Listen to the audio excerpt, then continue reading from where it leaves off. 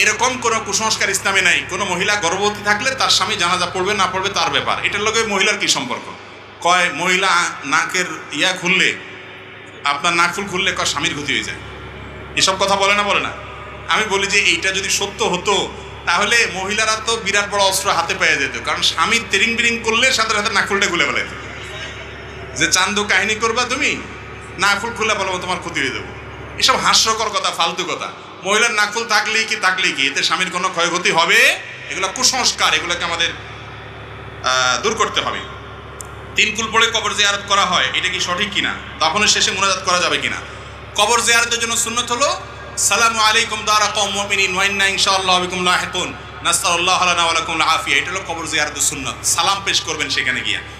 কবর জিয়ারত করতে হলে 3 বার কুল হুয়াল্লাহ পড়তে হবে, 1 বার আল্লাহকুমুত তাকাসুর পড়তে হবে, এরকম কোনো কথা কোরআন হাদিসে বলা হয় নাই।